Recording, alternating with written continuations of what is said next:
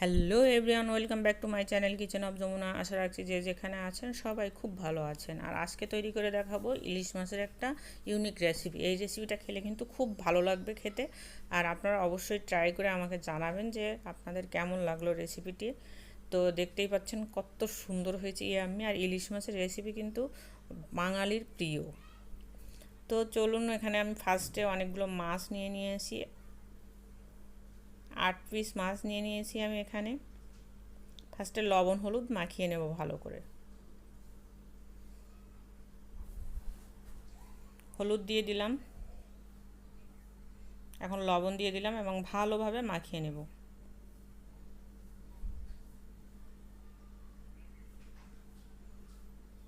সবগুলো মাখানো হয়ে গেছে। এখন এখানে কিছু মশলা নিয়ে নিয়েছি, কাঁচামরিচ, কালো জিরা, আর এই বাটিতে আছে জিরা, ধনিয়া, শুকনো ঝালের গুঁড়া। এখন সরিষার তেলে কিন্তু পুরো রান্নাটা করতে হবে। ফার্স্টে আমি কালো জিরা ফোড়ন দিলাম, দিয়ে দিলাম কাঁচা লঙ্কা ফোড়ন। এই কালো জিরা আর কাঁচা লঙ্কা একসাথে ফোড়ন দিলে এটার টেস্ট কিন্তু খুব ভালো আসে। এ থেকে একটা গন্ধ ছেড়ে দিলে তারপর দিয়ে দিলাম পেঁয়াজ কুচি। তবে পেঁয়াজ কুচি আপনারা যদি ইলিশ মাছে খেতে না চান তাহলে অ্যাভয়েড করবেন। তবে আজকে আমি পেঁয়াজ কুচি দিয়েই রান্না করব। পেঁয়াজটা ভালো করে এপিট ওপিট উল্টে ভেজে নেব।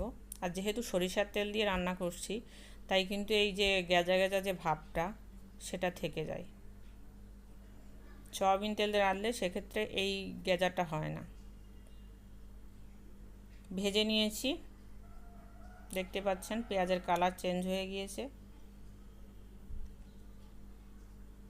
আর এই রান্নাটা করতে কোনো ঝামেলা নেই। আগের থেকে এরকম লবণ হলুদ মাখিয়ে একটু 10-15 মিনিট রেখে দিতে হবে, তারপরে এভাবে দিতে হবে।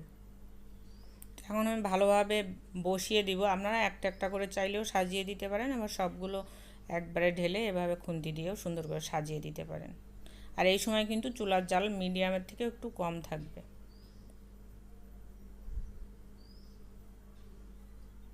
ভালো করে আমি মাছগুলো বসিয়ে নিচ্ছি। এখন বাটিতে যে মশলাটা রেখেছিলাম সেটা একটু জল দিয়ে গুলে এর ওপর ঢেলে দিব। মশলা কিন্তু কোনো রকম ভাজা হবে না।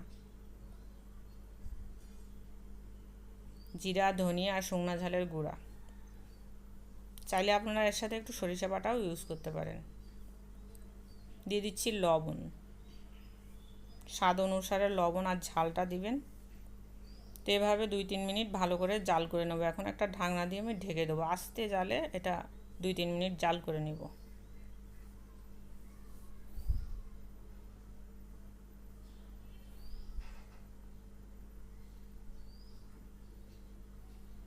2-3 মিনিট জাল হওয়ার পরে এটা আমি আস্তে আস্তে উল্টিয়ে দেব।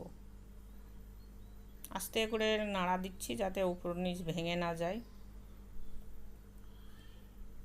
আর এই না ভেজে এভাবে হালকা জালের পরে রেখে এই মাছটা মশলা দিয়ে এভাবে জাল করে খেয়ে দেখবেন একবার, কত টেস্টি লাগে। ইলিশ মাছ তো অনেকভাবেই খাওয়া যায়।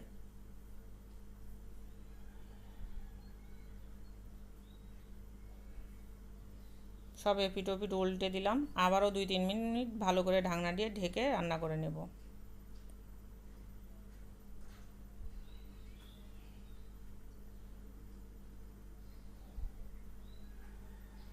দেখুন এখন কত সুন্দর লাগছে দেখতে। এখন একটু হালকা জল দিয়ে দিচ্ছি ঝোলের জন্য, অল্প জল। যতটুকু ঝোল রাখতে আপনারা পছন্দ করেন সেই অনুপাতে জল দেবেন।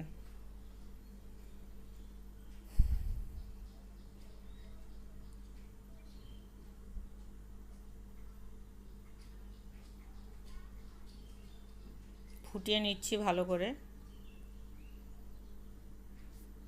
3-4 মিনিট এভাবে ফুটিয়ে নিয়েছি বন্ধুরা। আর এখন দেখেন তেল কিন্তু ওপরে উঠে এসছে আর দেখতে কত সুন্দর হয়েছে। জাস্ট দেখলে জিভে জল চলে আসবে। এর সাথে লাগবে শুধু গরম ভাত আর এই ইলিশ মাছ, তাতেই কিন্তু ভাত শেষ হয়ে যাবে।